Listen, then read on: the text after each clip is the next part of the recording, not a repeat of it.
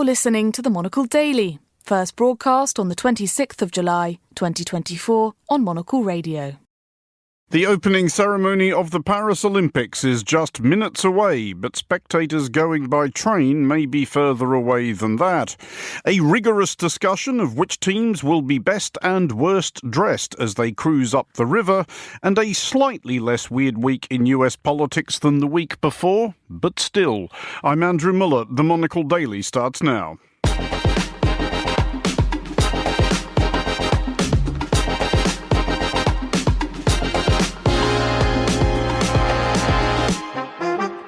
Hello and welcome to the Monocle Daily, coming to you from our studios here at Midori House in London. I'm Andrew Muller. It's Friday, so it's our weekly in-house daily, and the Monocle staff is either in Paris or not quite there yet.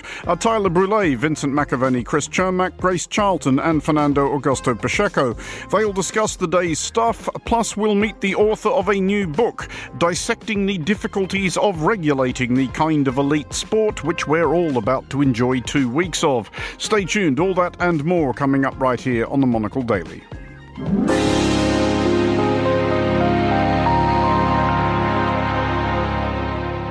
This is the Monocle Daily. I'm Andrew Muller. Regular listeners, as if we have any other kind, will be aware that for the next couple of weeks and a bit, Monocle Radio will be relocating to a large extent to Paris for the duration of the Olympic Games. Or at least that's the plan. Rail transport to France and within France has been substantially disrupted by a series of arson attacks on rail infrastructure across the country. French state rail company SNCF and Eurostar are both warning of cancellations and delays for at least this weekend. However, I am joined now from Paris by two people who have self-evidently made it to the Olympic City: Monocle Radio regular Vincent McAvenny and Monocle's editorial director Tyler Brûlé.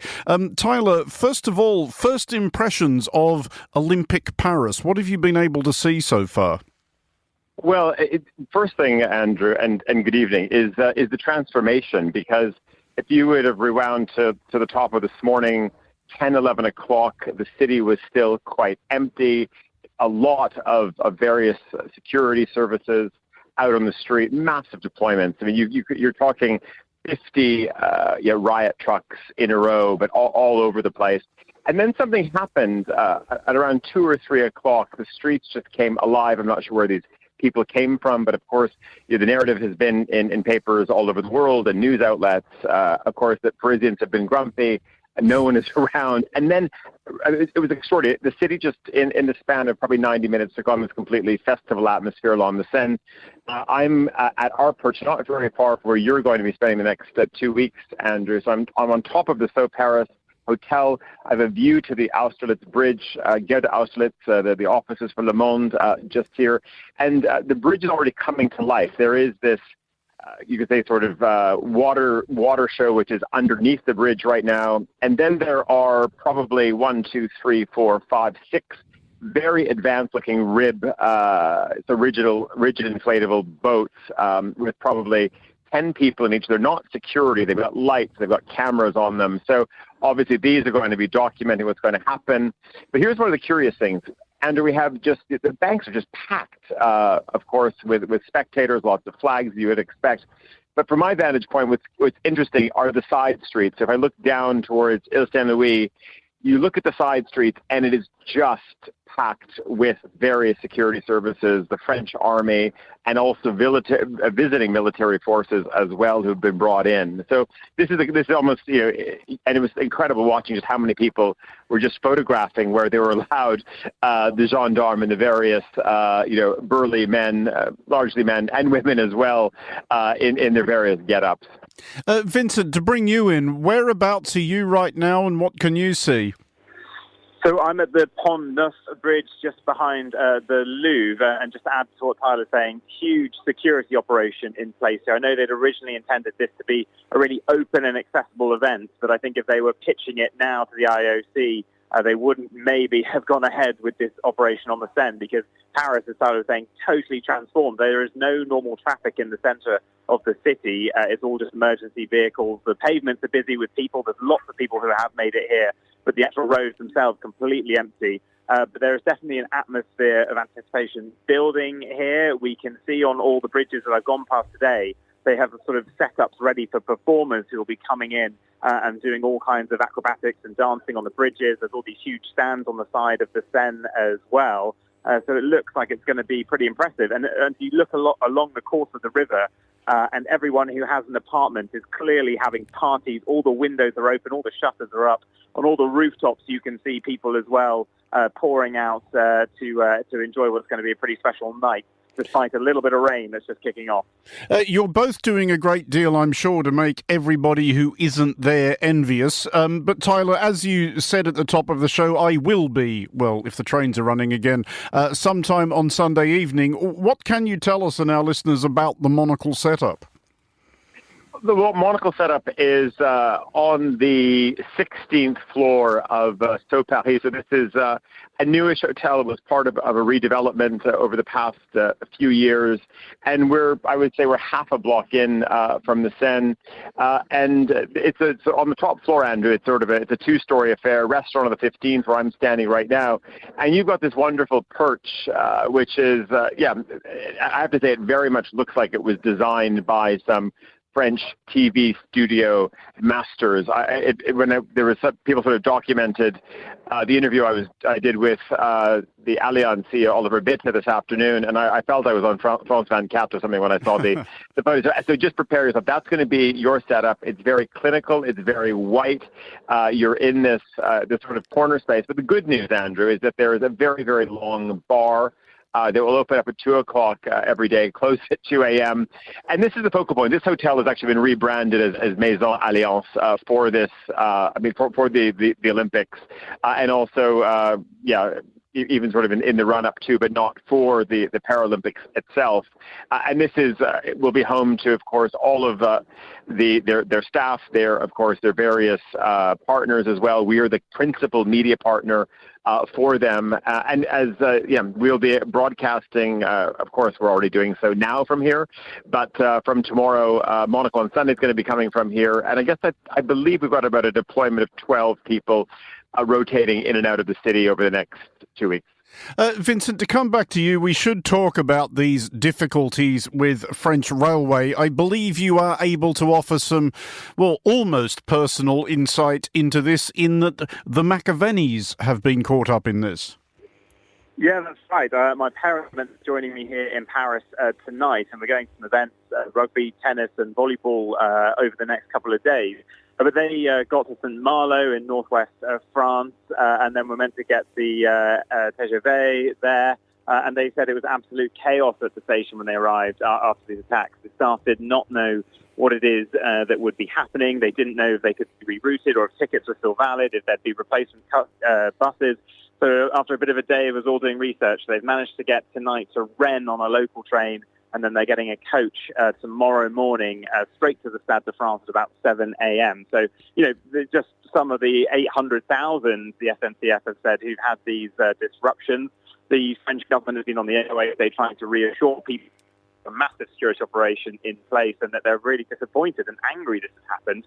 In the last few hours, they've said it was incendiary devices which were used on these cabling. And it's interesting, no one has come forward yet to sort of declare their hand. The theory is going around that it was a climate protest group, perhaps, although taking out trains is pretty much against that message, or a far left or far right group has done this, or then that there might be a rogue fake actor who's done this. We sort of have heard chatter that Russia are unhappy. They're still locked out of Olympic Games, and they might have done something to sow a bit of trouble at the start of this. Now, it's interesting because if you're a climate group or a political group, you might have come out and said by now, we did this, we're making X point, but they haven't. And the French government have not named anyone either. So that is interesting. But I think, it's not stopping anyone enjoying it. I think people like my parents, they're finding alternative ways to get here. It definitely is still accessible, but you're going to have to do a bit of work. And Tyler, to come back to you finally, this obviously isn't the kickoff to the Olympics that France and Paris in particular would have wanted. And I know we'll know more about this in 2 weeks, but if we think about this in terms of how a city presents itself to the world, which is something Monocle is often concerned with, what's the best Paris can possibly hope for from the Olympics? Because if you are Paris, a city that the whole world already knows something about and already has a generally favourable opinion of, how do you go about enhancing that? It's a tall order, but I think if we confine it to the Olympic realm, Andrew, if they pull this off, and I think let's park security to one side, because I really can't imagine what more they could do in terms of having an active presence, and of course I can imagine. Obviously, the intelligence services have been working at this for a long time. So we park this to one side. I think if they can prove that first and foremost, they won this bid on the fact that they were not going to be building big infrastructure, that from a legacy point of view, it wouldn't be about, yes, that the world or parts of Paris would be reusing and moving into facilities, or that the world would be using these other sporting facilities.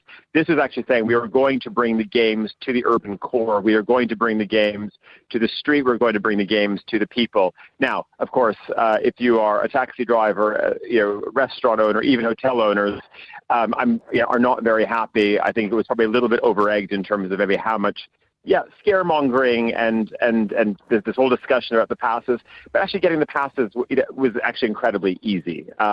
And we had people, photographers, etc., who had to get passes on the day. It was really not an issue. So I think from my perspective, if they can show that this worked, that you can bring the games really at street level. Listen, and the rest of the world is not Paris. Paris has some very serious security and social issues. I think this could be pulled off in a remarkable way in other centres around the world. And if they can be the example for that, then I think that they will have, probably raised the bar for themselves and certainly the games as a whole. Tyler Brûlé and Vincent McAvaney in Paris, thank you both. You are listening to The Daily with me, Andrew Muller. Now, this week in US politics has been somewhat less weird than the previous week in US politics, in that it has featured neither an attempted assassination of one of the candidates or the replacement of the other. It has been nevertheless unusual by most normal standards, and joining me to discuss it is Monocle Radio's senior news editor, Chris Chermak. Chris, it does seem like weirdly a lot longer than just a week and a half ago we were both in Washington, D.C. when the NATO summit was absolutely consumed by, oh my God, what happens if Joe Biden doesn't step aside? What happens if Donald Trump wins? One of those things has now happened. The other one looks maybe slightly less likely, but what have you noticed or taken away from the last 7 days? The last 7 days? You're not going to give me the days before that. I mean, yeah, fair enough. I guess we've discussed that. But it is incredible for me to think that when we were at the NATO summit, this was even before the attempted assassination on Donald Trump. So what a few weeks it has been. But in the last 7 days, as you say, it is interesting to look at this as a somewhat return to regular scheduled programming, if you will, but with a completely different texture, right? That's what's been interesting about these last 7 days. After Joe Biden's announcement that he would be stepping down, this was now, the week for Kamala Harris to start presenting herself. It was the week for Donald Trump to start trying to define her however he wanted to, as Republicans have tried to do as well. And it's just been very interesting to watch the changes in dynamics. I think the biggest thing for me that was quite striking in terms of just how much has changed was really Wednesday and Thursday with Bibi Netanyahu, the Israeli prime minister, in town.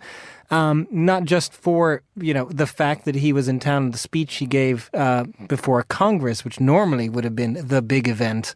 A speech, I think we should point out, he gave to some of Congress. There are a lot of people who found reason to be somewhere else, Kamala Harris among them. There were a lot of people who found reason to be somewhere else, and there were also a lot of people who found reason to tune in elsewhere because, for example, even that was the night that Joe Biden gave his speech, finally speaking in person to say that he was stepping down and would not be in the race anymore. So on the one hand, you had that sort of Joe Biden eclipsing Bibi Netanyahu, but then moving forward a day, you had Kamala Harris kind of eclipsing Joe Biden by taking the stage, not only meeting with Bibi Netanyahu, which of course Joe Biden did as well, but then being the one to give the statement, to give the press sort of statement about what she thought of the meeting, saying she would not be silent about the things that were happening in Gaza as well. And I just thought that in itself, in a nutshell, was quite striking of how things have changed. Yes, Joe Biden is still the president, but this is now Kamala Harris's time, and that is what you're seeing this week. What sense are you getting of how she plans to campaign and how she intends to define herself in opposition to Donald Trump? She has alluded to this by pointing out, not unreasonably, that in her past life she used to convict criminals as opposed to Donald Trump, who is a convicted criminal. But there's always been this obviously unfair burden placed on female candidates in particular, and I think this was a thing for Hillary Clinton, that they need to be at pains to restrain themselves and appear to observe decorum, lest people think that they are, too much of one thing. Do you get a sense that Kamala Harris has decided she's not going to be bound by that, and if she thinks there's a swing to take at Donald Trump, she'll take it? Yeah, I think actually when you look at the first week, it's been striking that arguably she's been willing to take more swings at Donald Trump, particularly in this regard that you're talking about as a former prosecutor, than even Joe Biden was, you could argue. I think she feels unshackled perhaps also by this idea, the conspiracy theories, if you will, that Joe Biden is behind the criminal cases against Donald Trump. You could argue that was part of the reason that he was not making as much meat of this. But I think Kamala Harris, we've seen, is not taking that same approach. She was vice president. Perhaps because of that, she feels a little freer. Or it's just her style as well, and it's going to be a sign of how this campaign goes. The fact that she did say, I know Donald Trump's type as a prosecutor, and so on and so forth. She put his mugshot in her first campaign advertisement this week. So she is clearly taking a very different line on that. The other question, of course, will be how she goes about defining herself. That will be the main thing going forward. Interesting to look at. Republicans have struggled to define her, I think, this week. You haven't really seen a clear line on that. We have seen Vice Presidential nominee J.D. Vance suggest that because she does not have children of her own, she could not possibly care less what happens to the Republican future. Which is a pretty incredible line that he had taken in the past as well. She will, of course, campaign particularly on women's rights and abortion. That is something that she has really made a name for herself already over the last couple of years. That's kind of the thing that came to define her presidency, or vice presidency, I should say, after the sort of more debacle that she had with immigration before that. So I think that in itself shows how much she has started to find her voice and which issues she wants to campaign on and make part of her approach for the White House going forward. Chris Chermak, thank you for joining us.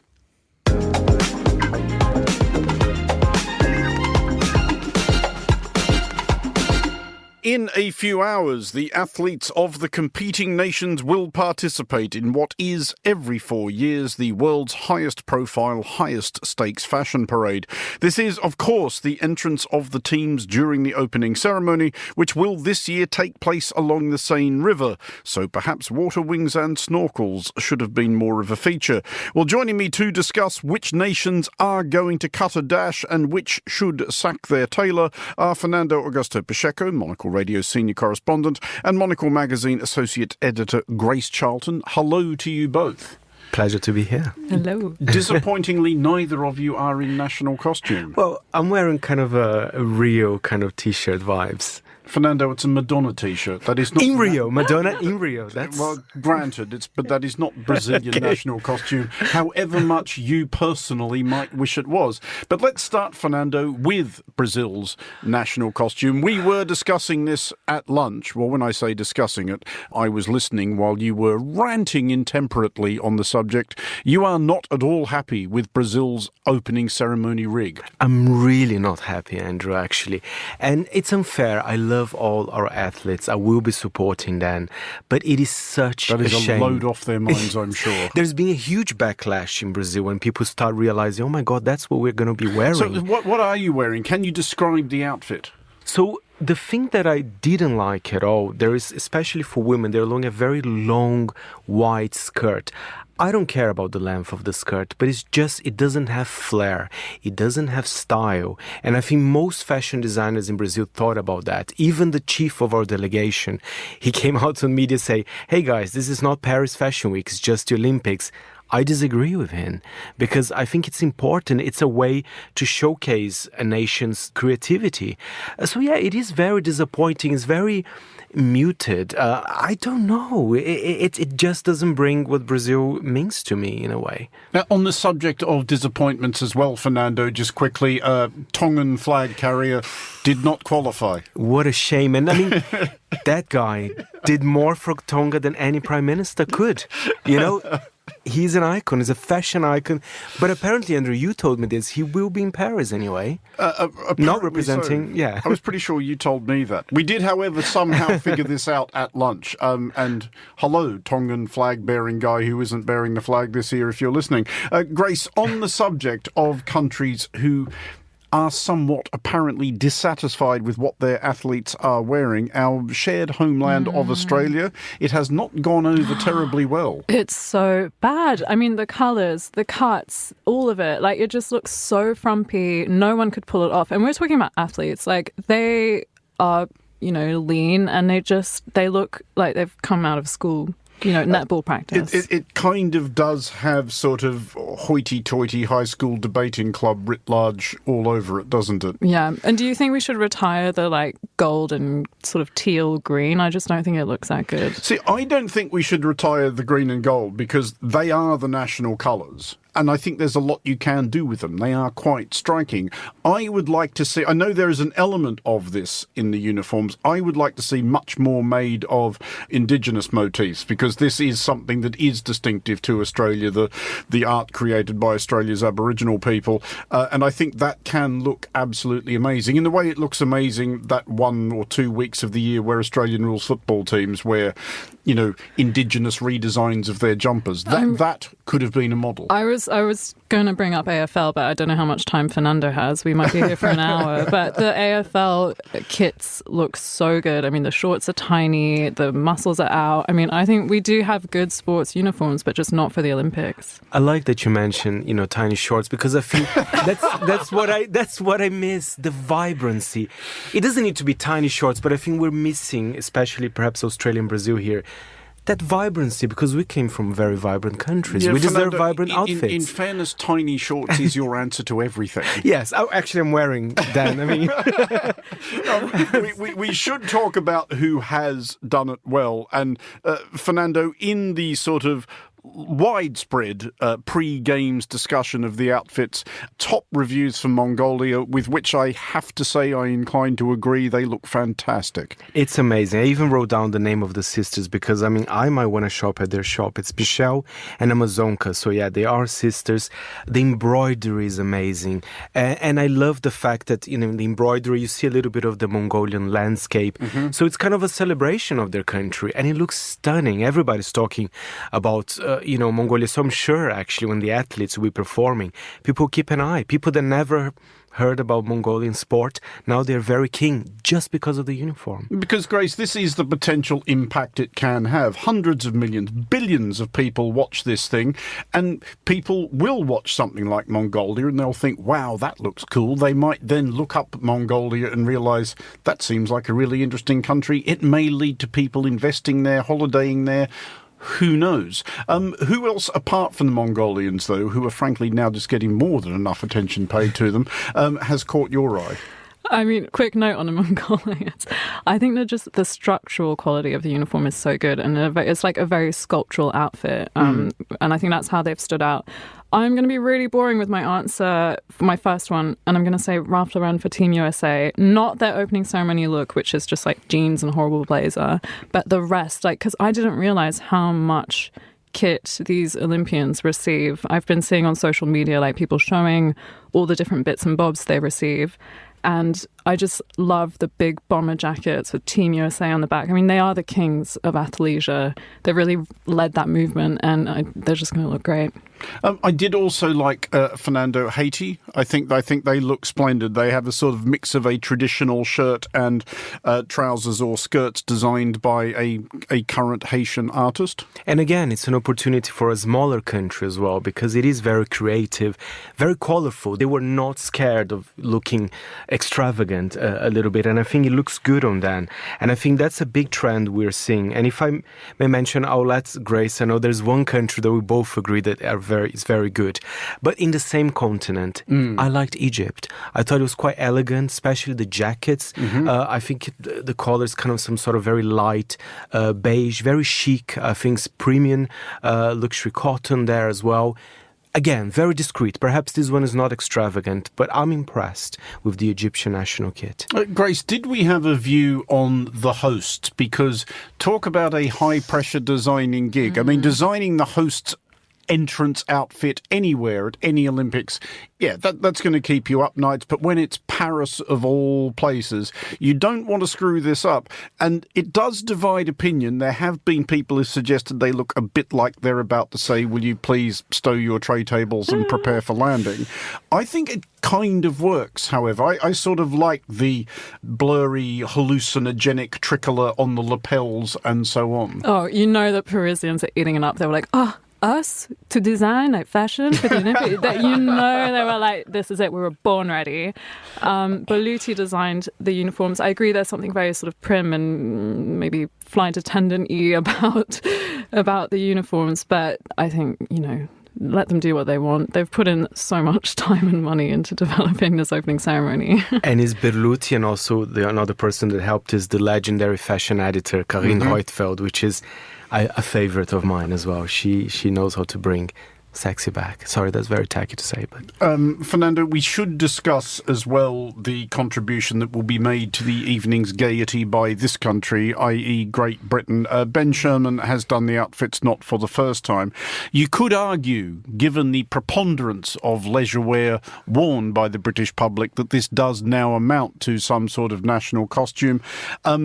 I think they look all right because, as Grace was saying, these are young, strong, brilliantly conditioned professional athletes. They're probably going to look better than average wearing most things. But is there an aspect of this, do you think, that makes them look like that once they're done with the opening ceremony, they're going out for an evening's ram raiding? I think they're not going to keep their uniform post-Olympics. It's not my favourite. It's not the worst as well. I think the UK played very safe this year, but compared to previous ones, I mean, I remember when Stella McCartney did the uniform for Team GB. I mean, that was amazing. There is a difference here, so it felt like a little bit of a downgrade, but they're not in the worst category for uniforms as well.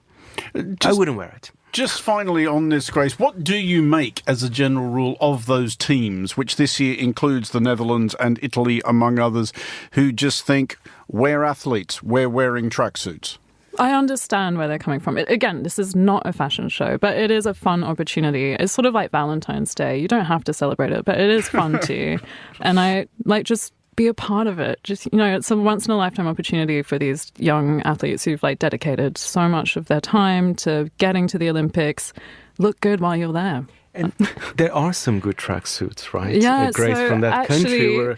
We were talking about this a little bit earlier with Faye, but Sierra Leone have this really cool pattern. It was designed by London-based designer Fode Doumbaya, who I've had the pleasure of meeting actually, and is one of the nicest people ever. He's a founder of Labrum, and he's collaborated with Adidas, and they've made this pattern for all of the running gear with cowrie shells on it, and it's just the most beautiful blue and white, and it sort of taps into the African heritage of using cowrie shells, which used to be a currency, so it's like, a symbol of wealth. It's just stunning, and I'm so happy for him that he's got this opportunity. That blue is amazing. Yeah. I really need to investigate further. I might actually buy a little bit of the Sierra Leone kit. I would wear that.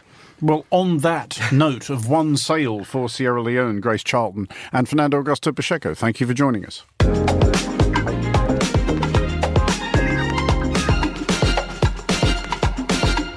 You're listening to The Daily on Monocle Radio. Recent times have not, to understate matters, wildly been a golden era in the history of Boeing.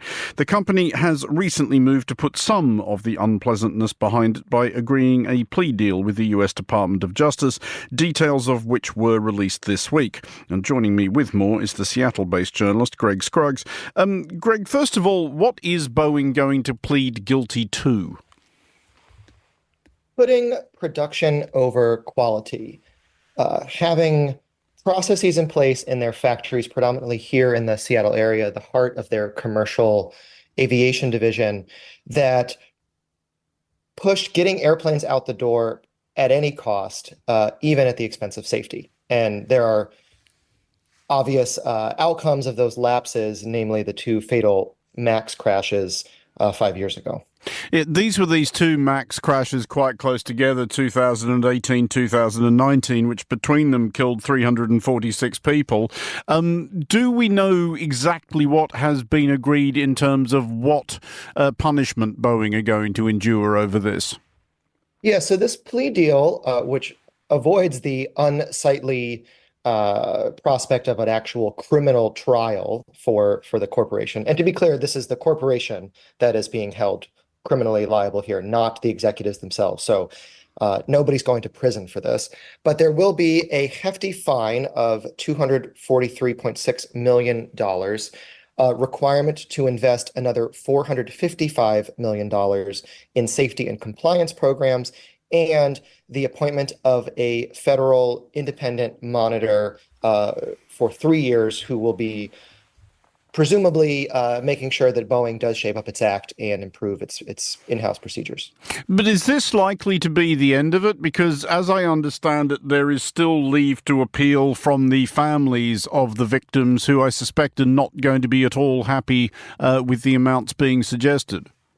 That's correct. They are a potent political force at this point. The survivors, and rather their families who of the deceased, who have quite courageously gone to Capitol Hill and testified before the U.S. Congress on many occasions, and I'm sure quite gut-wrenchingly so, through their legal representation have slammed this as too lenient, a sweetheart deal, and they're demanding billions in fines rather than mere hundreds of millions. So is it possible to say how close Boeing is to being able to put the whole, those recent difficulties with the 737 MAX behind it? I think we're turning a corner. If you recall, earlier this year, in the wake of the most recent outlandish incident when a door plug fell off in midair on an Alaska Airlines plane over Oregon, that led to a very serious shakeup in the C-suite, with the CEO announcing his departure by the end of the year and Stephanie Pope from commercial division taking over. So they are in the process of changing leadership at the top, although the labor unions, in particular, the machinists who represent the rank and file workers who are actually drilling the rivets and the like, they feel like those changes are a bit like shuffling deck chairs on the Titanic, and they like to see more substantive adjustments, and in particular, a return to having more engineering talent in the top jobs at Boeing. Greg Scruggs, thank you very much for joining us. You are listening to The Daily.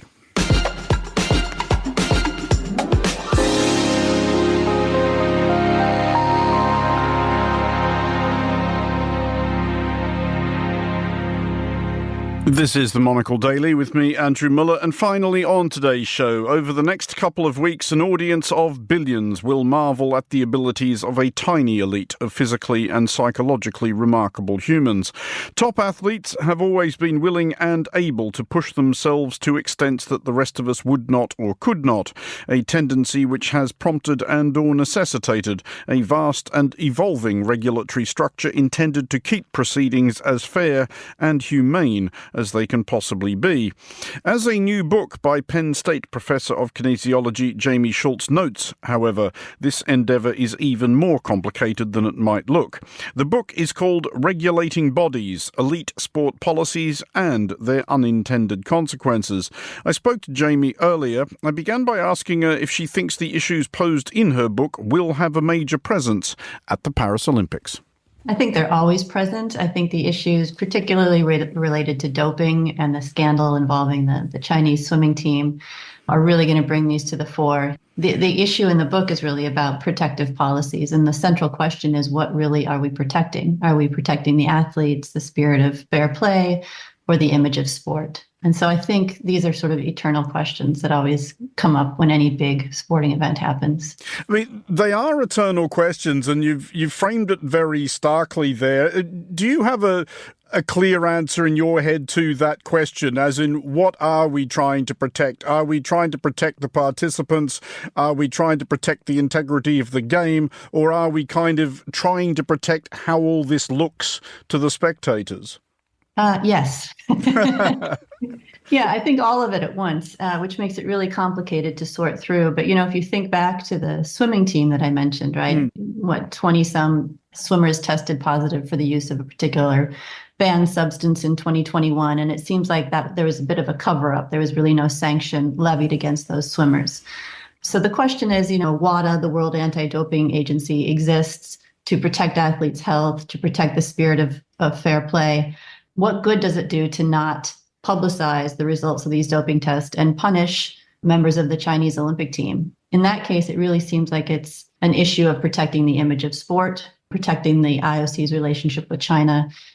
So there's all these different layers to it. I think all of those things can be protected at the same time, but the trick is sorting out the primary motivation behind implementing those protective policies.